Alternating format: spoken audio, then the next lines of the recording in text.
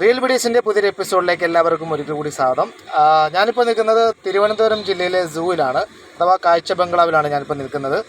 അതിനു മുമ്പ് ഞാനൊരു കാര്യം പറയാം. നമുക്ക് ഇപ്പോൾ ഒരു ദിവസത്തെ ട്രിപ്പ് പോകാൻ വേണ്ടി ഫാമിലിക്ക് രാവിലെ പോയി വൈകുന്നേരം തിരിച്ച് വീട്ടിലെത്തുന്ന രീതിയിലൊരു ട്രിപ്പ് പോകാൻ വേണ്ടി നമുക്ക് ഏറ്റവും നല്ലൊരു മാർഗ്ഗം നമുക്ക് ഈ സൂവിൽ പോകുന്നത് തന്നെയാണ്. മാത്രവുമല്ല, നമുക്ക് കാറിലോ ബസ്സിലോ ഒക്കെ പോവുകയാണെങ്കിൽ വളരെയേറെ ബുദ്ധിമുട്ടാണ്. കാറിൽ പോകാൻ ബുദ്ധിമുട്ടല്ല, കാറിൽ പോകണമെങ്കിൽ നമുക്ക് യാത്രാ ചെലവ് കൂടും. ബസ്സിൽ പോവുകയാണെങ്കിൽ ഭയങ്കര ബുദ്ധിമുട്ടായിരിക്കും. കാരണം അത്രയും ദൂരം നമ്മളിപ്പം എറണാകുളം ആലപ്പുഴ ജില്ലയിൽ നിന്നൊക്കെ വരുന്നവർക്ക് തിരുവനന്തപുരം വരെ ഈ സൂവിലെത്താൻ വളരെ യാത്രാ ബുദ്ധിമുട്ടായിരിക്കും. ഏറ്റവും നല്ല എളുപ്പമാർഗ്ഗം ഞാൻ സജസ്റ്റ് ചെയ്യുന്നത് ട്രെയിനാണ്. ട്രെയിനാകുമ്പോൾ രാവിലെ 2 ട്രെയിനുണ്ട്. നമുക്ക് കൊച്ചുവേളിക്ക് പോകുന്ന ഒരു ട്രെയിനുണ്ട്, അതുപോലെ തന്നെ ഇൻ്റർസിറ്റിക്ക് പോകുന്ന ട്രെയിനുണ്ട്.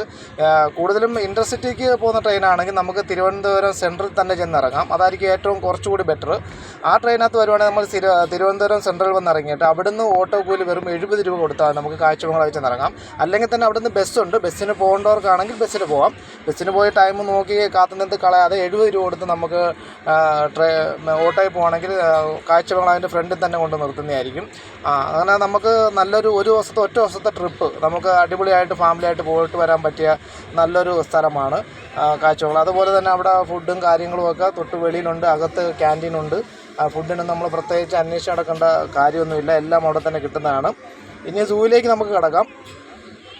ചെന്നപ്പോൾ തന്നെ ഞങ്ങൾ ആദ്യം കണ്ടത് കാട്ടുപോത്താണ്. നമ്മളിങ്ങനെ ടി വിയിലൊക്കെ കണ്ടിട്ടേ ഉള്ളൂ കാട്ടുപോത്ത് വെച്ചിട്ട് ദൂരത്ത് കൂടെ നിൽക്കുന്ന കാണാം.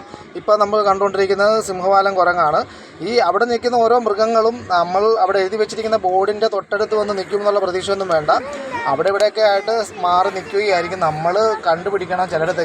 ചിലതൊക്കെ കൂട്ടം കൂടി നിൽക്കുന്നുണ്ടായിരിക്കും. ഇത് ബംഗാൾ കുരങ്ങാണ്.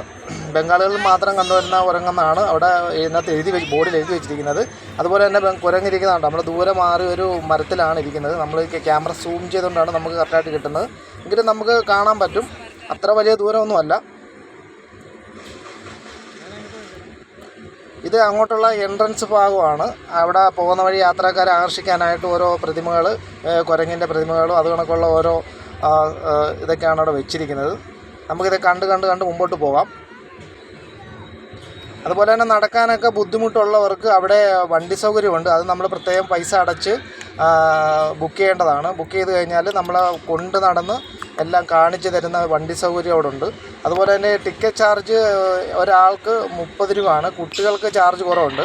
ചില ദിവസങ്ങളിൽ കുട്ടികൾക്ക് ചാർജ് മേടിക്കുന്നതല്ല, വലിയവർക്ക് മാത്രമേ പൈസ അവിടെ ഈടാക്കുന്നുള്ളൂ. നമുക്കിപ്പോൾ വെക്കേഷൻ കഴിഞ്ഞിരിക്കുന്ന ടൈമാണ്. ഇപ്പോൾ വെക്കേഷന് മാത്രമേ ഇതിങ്ങനെയൊക്കെ പോകാൻ പറ്റത്തുള്ളൂ എന്നുള്ള അങ്ങനൊന്നുമില്ല. കാരണം ഇത് ഒറ്റ ദിവസത്തെ ട്രിപ്പാണ്. നമുക്ക് രാവിലെ പോയി വൈകുന്നേരം വീട്ടിൽ വരുന്നതുകൊണ്ട് ഇപ്പോൾ കുട്ടികൾക്ക് സ്കൂൾ അവധിയുള്ള ടൈം, ഇപ്പോൾ ശനിയാഴ്ച ഞായറാഴ്ചയൊക്കെ അവധിയുള്ള ദിവസം നമുക്ക് വേണമെങ്കിൽ രാവിലെ പോയി വൈകിട്ട് വരുന്ന രീതി കുട്ടികളെയൊക്കെ ആയിട്ട് പോകാം. ഇപ്പോൾ വെക്കേഷൻ കഴിഞ്ഞു എന്ന് കരുതി കുട്ടികളെ അടച്ച് റൂമിടേണ്ട ആവശ്യമൊന്നുമില്ല. ഇനി വെക്കേഷൻ വരെ വെയിറ്റ് ചെയ്യേണ്ട ആവശ്യമൊന്നുമില്ല. ഇപ്പം എല്ലാവർക്കും കൂടെ പോകാൻ പറ്റിയ ഒറ്റ ദിവസത്തെ ട്രിപ്പാണ്. വളരെ പൈസ ചിലവൊന്നുമില്ല. ട്രെയിന് എനിക്ക് തോന്നുന്നു 70 രൂപ 80 രൂപ എറണാകുളത്തു നിന്ന് അത്രയും ചാർജേ വരുന്നുള്ളൂ തിരുവനന്തപുരം വരെ. അതേസമയം നമ്മൾ ബസ്സിൽ പോവുകയാണെങ്കിൽ അതിൻ്റെയൊക്കെ 3 ഇരട്ടി ചാർജ് വരും. അതുപോലെ തന്നെ കാറ് വിളിച്ച് പോവുകയാണെങ്കിലും നല്ല എക്സ്പെൻസ് ആവുന്നുണ്ട്. സ്വന്തം കാറിൽ പോയാൽ തന്നെ നമുക്ക് പെട്രോൾ എക്സ്പെൻസ് അല്ല ഡീസൽ എക്സ്പെൻസ് നല്ല രീതിയിൽ വരുന്നുണ്ട്. അതിലൊക്കെ നല്ലത് ട്രെയിൻ തന്നെയാണ് ഞാൻ സജസ്റ്റ് ചെയ്യുന്നത്. കാരണം വേറെ ഉള്ളിടത്ത് പോകുന്നിടത്ത് പോലല്ല. ഇത് രാവിലെ നമുക്ക് ഇൻ്റർസിറ്റി ട്രെയിൻ എല്ലാ ദിവസവും ഉള്ളത് കൊണ്ടാണ് പറയുന്നത്. അതുപോലെ തന്നെ നമുക്ക് തിരിച്ച് വരാനും ഇൻ്റർസിറ്റി ഉണ്ട്. 5:30 തിരുവനന്തപുരം സെൻട്രലിൽ നിന്ന് ഇൻ്റർസിറ്റി എടുക്കുന്നുണ്ട്. അതുപോലെ തന്നെ നമ്മൾ ഒരു 2 മണിക്ക് മുമ്പ് കാഴ്ചബംഗ്ലാവിലെ കാഴ്ചയെല്ലാം കണ്ട് തീരുവാണെങ്കിൽ നിങ്ങൾക്ക് വേറൊരു ഓപ്ഷൻ കൂടെ ഞാൻ പറഞ്ഞുതരാം. അവിടെ നിന്ന് ഒരു ഓട്ടോ വിളിച്ച് ലുലു മാൾ, കൊച്ചുവേളിയിലുള്ള ലുലു മാളിൽ പോകാം. തിരുവനന്തപുരത്തുള്ള ലുലു മാളിൽ പോകാം, അതും കാണാം. ഓട്ടോയ്ക്ക് പോകണമെങ്കിൽ ഏകദേശം 200 രൂപ അടുത്ത് ചാർജ് വരും നിങ്ങൾക്ക്. ബസ്സുണ്ട്, പക്ഷേങ്കിൽ ബസ്സിൽ പോകുന്നത് ഇച്ചിരി ബുദ്ധിമുട്ടാണെന്നാണ് എനിക്ക് തോന്നുന്നത്. അതുകൊണ്ട് ഓട്ടോയിൽ പോകുന്നതായിരിക്കും ഇച്ചിരി എളുപ്പം. 200 രൂപ കൊടുത്താൽ 200 രൂപ ആകത്തില്ല, 200 താഴെ ആകത്തുള്ളൂ. ലുലു മാളിൽ കൊണ്ടിറക്കും. ലുലു മാളിൽ പോകാനുള്ള വേറൊരു ഗുണം എന്ന് പറയാനായിട്ട് 4:45 കൊച്ചുവേളിയിൽ നിന്ന് ട്രെയിനുണ്ട്, മൈസൂർ ട്രെയിനുണ്ട്. അതിന് കയറുവാണെങ്കിൽ നമുക്ക് കൊല്ലം, ആലപ്പുഴ, എറണാകുളത്തുള്ളവർക്ക് അങ്ങോട്ട് വടക്കോട്ടുള്ളവർക്ക് സുഖമായിട്ട് വീട്ടിലെത്താം. നല്ല വലിയ സ്റ്റോപ്പ് ഒന്നും ഇല്ലാത്ത ട്രെയിനാണ്. തിരുവനന്തപുരത്ത് നിന്ന് വിട്ടാൽ എനിക്ക് തോന്നുന്നു കൊല്ലമേ ഉള്ളൂ. പിന്നെ കൊല്ലം കഴിഞ്ഞാൽ കായംകുളം കഴിഞ്ഞ് അമ്പലപ്പുഴ കഴിഞ്ഞ് ആലപ്പുഴ അങ്ങനെ പോകുന്ന ട്രെയിനാണ്. അതല്ല എങ്കിൽ നിങ്ങൾക്ക് വൈകുന്നേരം വരെ സൂവിൽ തുടരാനാണെങ്കിൽ നിങ്ങൾക്ക് 5:30 ഇൻ്റർസിറ്റി തിരുവനന്തപുരത്തുണ്ട്. നേരെ 70 രൂപ എടുത്താൽ തിരുവനന്തപുരം സെൻട്രൽ വന്നിറങ്ങാം. അങ്ങനെ വേണമെങ്കിൽ അങ്ങനെ. അതേസമയം നിങ്ങൾക്ക് ഉച്ചയ്ക്ക് മുമ്പ് ഞാൻ ഈ പറഞ്ഞത് തീരുവാണെങ്കിൽ ലുലുവിൽ വന്ന് ലുലുവിലുള്ള കാഴ്ചകളൊക്കെ കണ്ട് അവിടെ നിന്ന് ഫുഡ് കഴിക്കുക എല്ലാം ചുറ്റി കിടന്ന് കണ്ട് നിങ്ങൾക്ക് അവിടെ നിന്ന് 100 രൂപ കൊടുത്താൽ വെച്ചാൽ മതി. തൊട്ട് പുറയിലാണ് ലുലുവിൻ്റെ അവിടെ നിന്ന് തൊട്ട് പുറയിലാണെങ്കിൽ 100 രൂപ കൊടുക്കണം. കാരണം അവിടെ വൺ വേ ആയതുകൊണ്ട് ഓട്ടോ കറങ്ങി വേണം പോകാനായതുകൊണ്ട് അവർ 100 രൂപയാണ് ഇപ്പോൾ മേടിക്കുന്നത്. ഞാൻ പോയപ്പോൾ 100 രൂപയാണ് മേടിച്ചത്. ഇനി അതിൽ കുറച്ച് പോകുമെന്ന് എനിക്ക് അറിഞ്ഞുകൂടാ.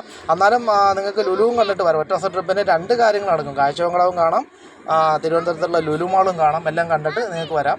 അതേപോലെ ഈ പറഞ്ഞ കണക്ക് തന്നെ കൊച്ചുവേളിയിൽ 4:45 ട്രെയിന്.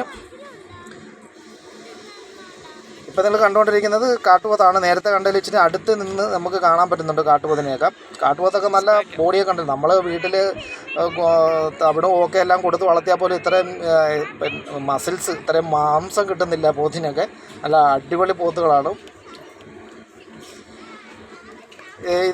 ഇതിനു മുമ്പ് നമ്മൾ കണ്ട സാധനം എന്ന് പറഞ്ഞാൽ വിജയുടെ ലിയോ സിനിമയ്ക്കകത്ത് ഉള്ള സാധനമാണ്. അതിൻ്റെ പേര് എന്തോ ഞാൻ മറന്നുപോയി. ഹൈന അങ്ങനെ എന്തോ ഉണ്ടായിരുന്നു പേര്. ഇത് നീലക്കാളയാണ്. കാളയുടെ തന്നെ വേറൊരു ഐറ്റംസാണ്. പക്ഷെ കാളയുടെ രൂപമൊന്നും മുഖച്ഛായൊന്നും കാളയുടെ അല്ല. ഒരു കുതിരയുടെ അങ്ങനത്തേക്ക് ഒരു വേറെ മാൻ്റെയൊക്കെ ഒരുമാതിരി മുഖം കണക്കാണ് ഇത് വരുന്നത്. നീലക്കാള എന്നാണ് അറിയപ്പെടുന്നത്. പക്ഷേ ഇത് മുള്ളൻപന്നിയാണ്. എല്ലാവരും കേട്ടിട്ടുള്ള സാധനമാണ്. ഇതിനൊരു ഗ്ലാസ്സിനകത്താണ് ഇട്ട് വെച്ചിരിക്കുന്നത്. കാരണം ഈ മുള്ള് ചിലപ്പോൾ കാണാൻ അറ്റാക്ക് ചെയ്ത് തെറിച്ച് ദേഹത്ത് കുത്തിക്കയറാതിരിക്കാൻ വേണ്ടിയാണെന്ന് തോന്നുന്നു. കുട്ടികളും ഫാമിലിയൊക്കെ ആയിട്ട് വന്ന് കാണാൻ പറ്റിയ നല്ലൊരു സ്ഥലമാണ്.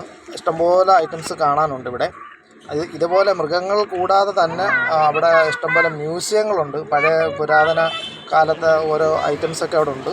അതുകൊണ്ട് തന്നെ ചിത്രശലഭങ്ങളുടെ ഒരു കേന്ദ്രം തന്നെ അവിടെ ഉണ്ട്. ഇത് അനാക്കോണ്ടയാണ്.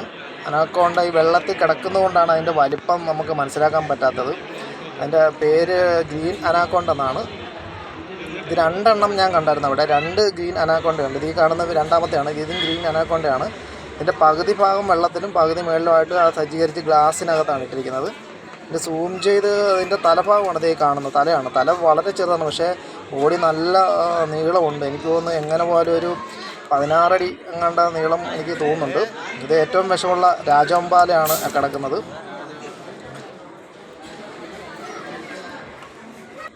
ഒരുമാതിരിപ്പെട്ട എല്ലാ മൃഗങ്ങളും നമുക്ക് അവിടെ ചെന്നിട്ട് കാണാൻ പറ്റിയിട്ടുണ്ട്. കിളികളായാലും ചിത്രശലഭങ്ങളായാലും അതുപോലെ മാംസഭോജികൾ, ഇത് കണക്കുള്ള ഇഴജന്തുക്കൾ എല്ലാം നമുക്ക് ഒരുമാതിരിപ്പെട്ട എല്ലാ ഐറ്റംസും സൂവിലുണ്ട്.